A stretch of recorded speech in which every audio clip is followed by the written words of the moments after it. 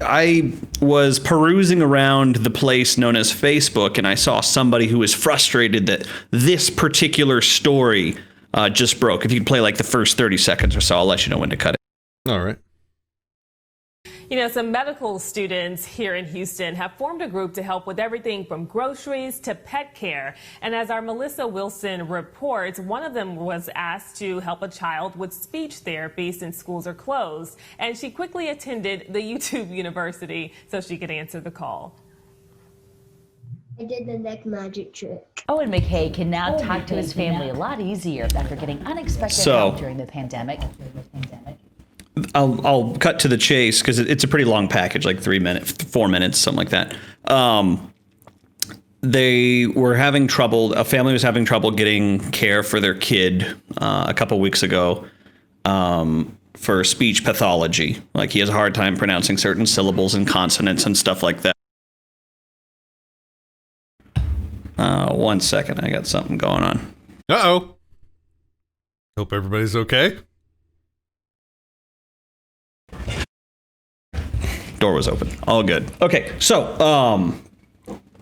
where was I? Oh yeah. So I see somebody who is a speech pathologist complaining that basically this kid is getting free help from somebody who's a medical student and is not licensed by the state of Texas in order to render speech pathology help. So if you could take me full, please. So she goes on to say, it's a wonder that I'm $65K in debt, went to school for 6 years, did a 9-month residency, and need 20 hours annually of continuing education for an unlicensed and untrained random to get on YouTube and do my job. To summarize, a medical student watched some YouTube videos and is giving speech therapy to a 6-year-old. Bear in mind, they're doing it for free. They're helping them out. Like, I can't find any problem, even if you believed in licensing, right? So if an untrained person can do it for free on YouTube, maybe your job is overvalued. Oh. Yeah, why'd they spend $65,000 in debt to get the degree, right? And 6 years of life. You know, even if you just work at $10 an hour, there's another $60K, right, or whatever. Golly. Or actually, $10 an hour was that $20K a year, so that'd be $120,000 plus 65, so like $180,000 in opportunity cost plus whatever the interest is on this debt. Yeah, that's not going to be nice. What about Muh Loicense? Muh Loicense, please. Yeah. So in the comments, I kind of color coded them so we could see who's talking to who. But the OP tags 2 people who are also in that same thing. Speech pathology and language assistance. And bear in mind, all of their talk and whatnot is about how important it is for them to be able to help other people and make their lives better by teaching them how to speak properly and help correct certain things. Like, oh, wouldn't it be great if everybody could just help everybody? But then as soon as their money gets challenged, as in like they can't charge an arm and a leg to hook someone up to a set of headphones and go, okay, yeah, you have bad hearing, and these are the proper ways to pronounce that. Well, this is what they say. Oh, can you put me up full screen real quick? Yeah, cool. I just realized green doesn't work because green key's out. Oh, well, we'll figure that out later. So orange person says, yes, my sister sent me this and I was appalled. They're talking about in the Houston area speech language pathology group too. And then a little bit further down, is this illegal in some way? There has to be something against this. And then they say that SLPs, or speech language pathologists, are emailing the reporter directly for educational purposes and filing a complaint with the TDLR, which is the Texas Department of Licenses and something else. I'd never heard of them because I thought they were actually saying too long, did not read, but that's, backwards from that. And then the OP says, good. It's so good that they're being, that they're reporting people to this group. So whenever people go out and they say that, yeah, we just want to help people, we want to be medical professionals. We want to help people grow and whatnot. I don't believe them. I do not believe them right now, because they're so quick to hide behind my license and this is my income and I deserve it because I put money into it. Like, when does the idea of I have a right to profit from my labor become mainstream? I guess as soon as the tenets of like communism were accepted, where it's like the value of things comes from the effort put into it. Yeah, it's the exact same thing that you get with people when you talk about intellectual property stuff. Well, they put a lot of creative effort and work into creating this artwork, this music, this painting, whatever. Therefore, they are entitled to money from everyone at government gunpoint. Like, forever. Well, I put in a lot of work into getting my degree. I jumped through every hoop that my masters told me I had to jump through to do this thing. How dare that other person do it without jumping through the hoops and obeying master just like I have? I'll admit it. I've extrapolated this out, and I won't have to for a few years since I got food and stuff. My superpower is being honest. I'll eat your ass. I will.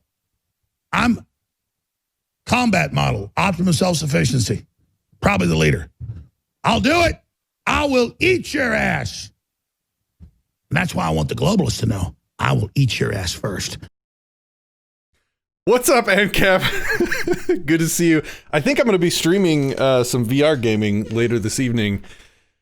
Maybe, because the AC is out upstairs and it's like 87 degrees right here in the studio right now.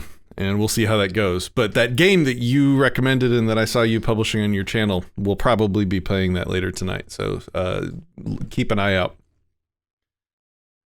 My wife says, but how do you know that they are helping the child correctly, Kaysen?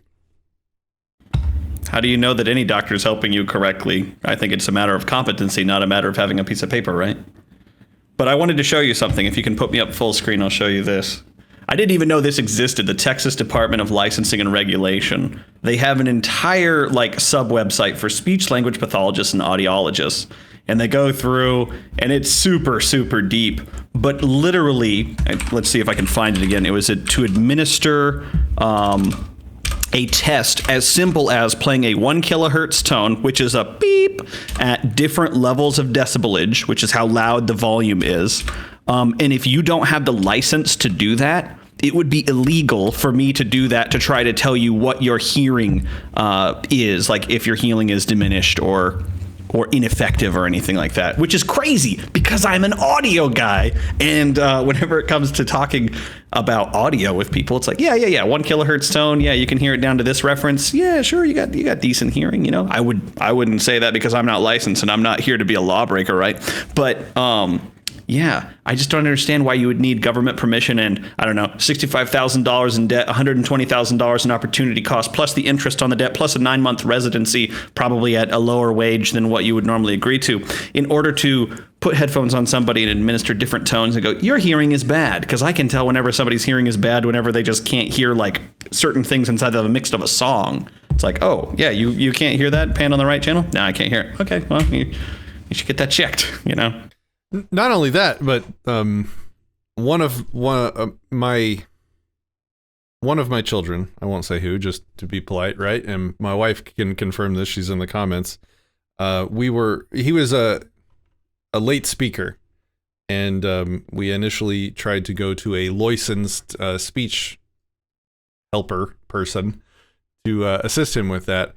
And the style that they were trained in to interact with our kid was very authoritarian, and it was just sort of opposite of the way my kid was used to being interacted with because of how we raised them, you know, with sort of principles as equals and negotiation. And so it was a complete non-starter, and we just never went back. And other people were able to give us tips and advice and help us resolve the situation. And so even the licensed people don't necessarily always have it right, you know? Enemy, bloodsucker, parasite, arrogant, pseudo-intellectual, know-it-all with your pseudo-intellectual hair and your pseudo-intellectual glasses and your pseudo-intellectual little chicken neck. I just never get tired of that.